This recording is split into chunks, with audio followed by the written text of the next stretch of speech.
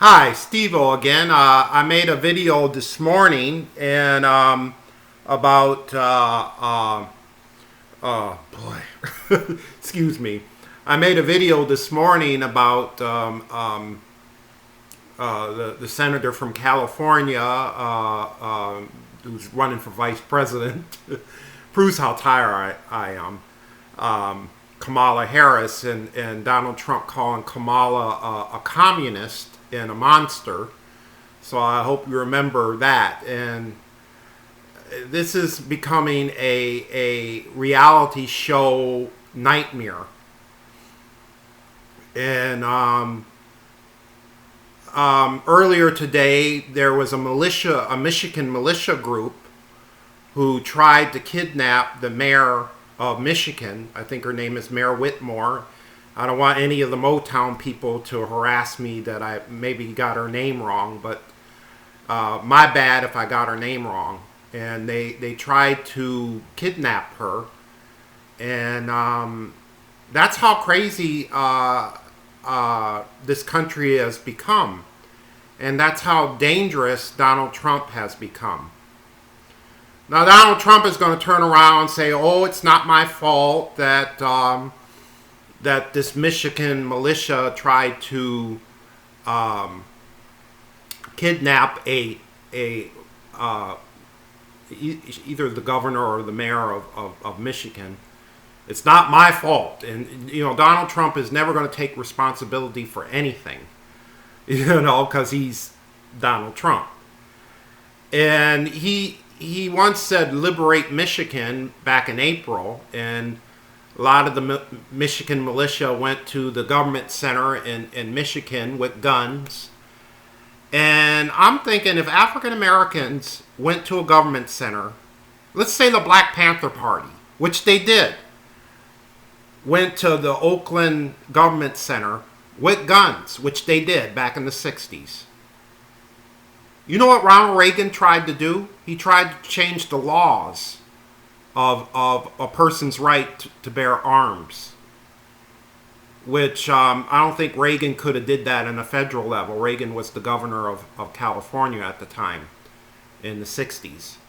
But when white people do it, when militia people do it, you see the images of militia men putting guns in the faces of police, and the police didn't arrest them.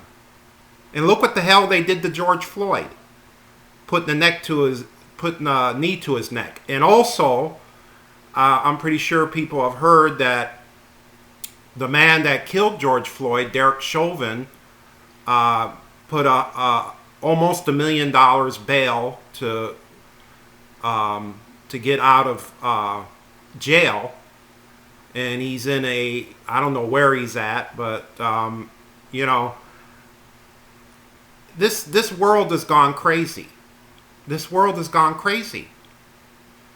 If people of color did the same exact thing that Derek Chauvin did, if people of color did the same exact thing that the militia people do, if people of color did the same thing that Donald Trump is doing, you know what would happen to people of color? You know what would happen to Obama if Obama did the same thing that Donald Trump is doing. And now Trump is wanting to arrest Joe Biden and Obama and Hillary Clinton and it's a reality show in his mind. I don't know, maybe the medication that Donald Trump is taking is maybe affecting him or whatever. But it's actual evidence. We need to get rid of Donald Trump.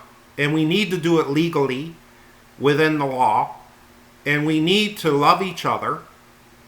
And we need to be politically active in our community. We need to not take the Constitution for granted. And I keep talking about the Constitution. And I want the people of YouTube and Twitter to please read the Constitution. please read Howard Zinn's People's History of the United States. I got a copy, of audio version on my Twitter feed on Sacramento Outlaw, on my Twitter, Sacramento Outlaw. I got the young people's version of Howard Zinn's history book, and it's an audio book. And I hope you listen to it. I hope you get the book, Howard Zinn's People's History of the United States. You can get a copy of that at Amazon or at the library, or get it on Kindle or whatever that would fit your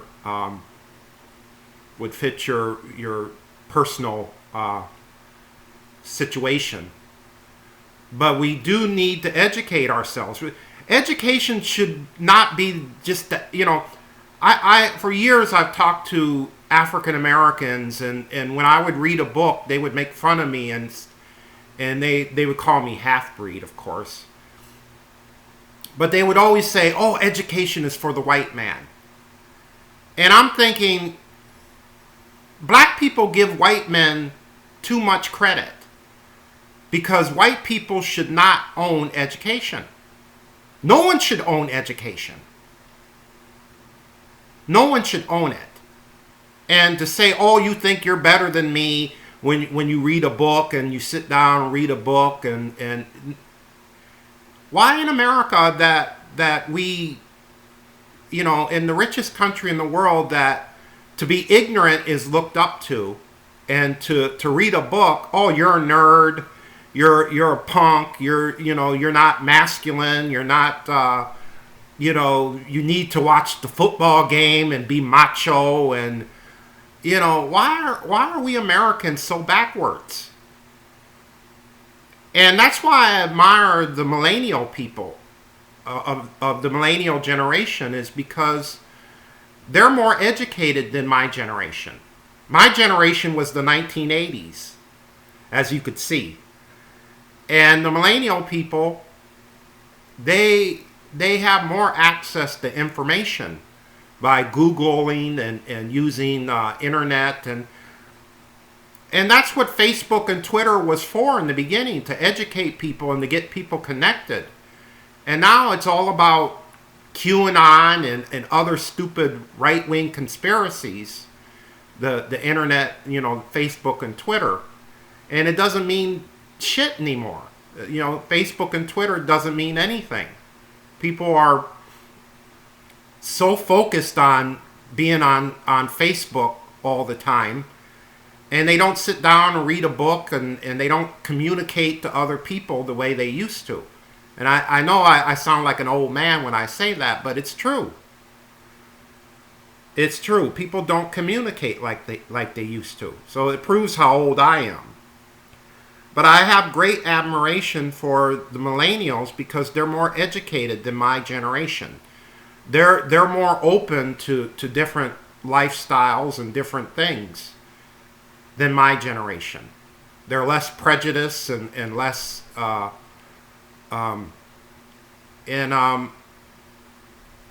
mean, the only problem I have with the millennials is that they didn't vote in 2016. But I mean, if we had if we just realized that not voting in 2016 got Donald Trump the upper hand, maybe we would have voted in 2016.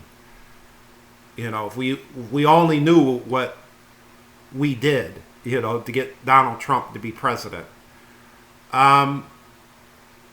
This world is going crazy. These militia groups, they're planning on using violence after November 3rd. And I wasn't lying to you. They tried to kidnap a Michigan politician. I wasn't lying to you. And I think it was Pelosi today that said that they might think about having a meeting about Donald Trump's mental issues, mental health. So I think that's a good thing, is that the the Democrats need to get together and figure out is Donald Trump mentally able to be president of the United States. I think the Democrats need to have some balls and do something. And I think you need to call your local politician and ask them, what are you doing about Donald Trump's mental health? You know, I live in a community, in a Somali and Eritrean and Ethiopian community where there's a lot of mental illness within the East African community.